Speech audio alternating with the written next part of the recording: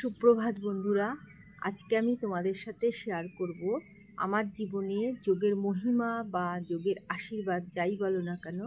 তাহলে চলো যোগাভ্যাস করতে করতে তোমাদের সাথে আমার জীবনের সেই ঘটনাটা শেয়ার করি। আজ থেকে প্রায় 16 বছর আগের ঘটনা। হঠাৎ একদিন আমার ডান হাতের আন্ডার আর্মে একটা মাঝারি সাইজের লাম্প হাতে বাঁধলো। প্রথমে ওটা দেখে অতটা পাত্তা দিইনি, ভেবেছিলাম ও কিছু না বলে উড়িয়ে দিয়েছিলাম, এমনকি বাড়ির কাউকে বলেও ছিলাম না। কিন্তু প্রায় তার 7-8 দিন বাদে আমার শরীরের বিভিন্ন জায়গায় না হলেও প্রায় 6 থেকে 7টা ওরকম একই সাইজের লাম্প আমার হাতে বাঁধলো। তখন তো আমি বেশ ঘাবড়ে গেছিলাম। হাজব্যান্ডকে বললাম। হাজব্যান্ড এতটুকুও দেরি না করে পরের দিনই আমাকে ডাক্তারের কাছে নিয়ে গেল। প্রচুর ডাক্তার দেখালাম। কলকাতার বড় বড় বেশ কয়েকটা নার্সিংহোমে গেলাম। এফএনএসসি, বায়োপসি, বনমেরু বায়োপসি সব হলো।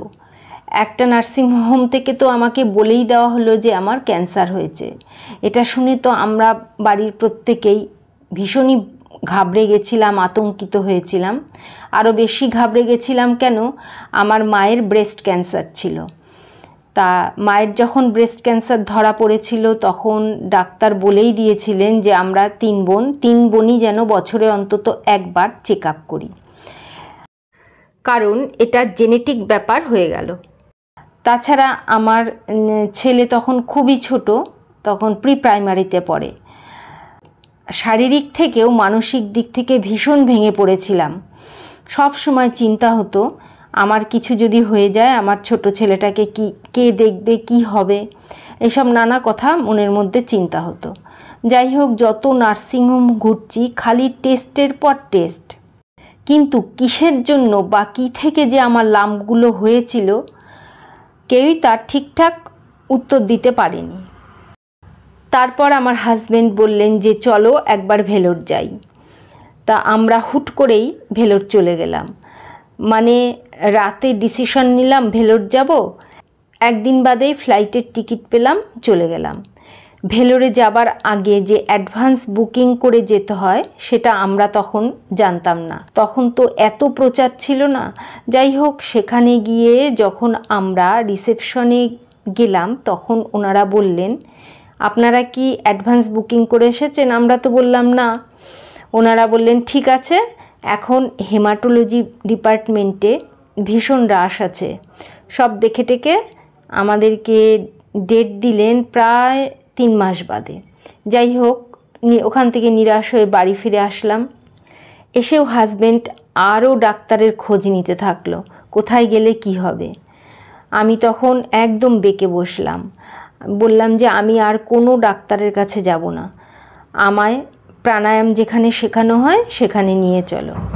যাই হোক, খোঁজ নিয়ে এক জায়গার খোঁজ পেলেন যেখানে প্রাণায়াম শেখানো হয়, সেখানে আমাকে নিয়ে গেলেন।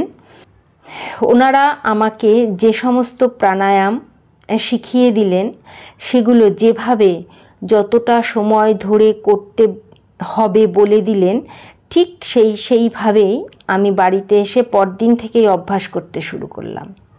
সকালে 1.5 ঘন্টা অভ্যাস করতাম আর বিকেলে 1.5 ঘন্টা। এবার আমার ছেলে তো তখন খুবই ছোট ছিল। সকালে যখন প্রাণায়াম অভ্যাস করতাম তখন অতটা অসুবিধে হতো না, কেননা তখন ও ঘুমোতো। কিন্তু সন্ধ্যাবেলা যখন অভ্যাস করতে বসতাম, 1.5 ঘন্টার ব্যাপার, বুঝতেই পারছো ছোট্ট বাচ্চা, তখন আমার ছেলে আসতো, মামা বলে ডাকতো, আমার একটু ডিস্টার্ব হতো। তখন আমার হাজব্যান্ড তখন কি করতেন, অফিস থেকে এসেই একদম আমার ছেলেকে নিয়ে 1.5 ঘন্টা রাস্তায় ঘুরতো, আর আমি 1.5 ঘন্টা প্র্যাকটিস করতাম।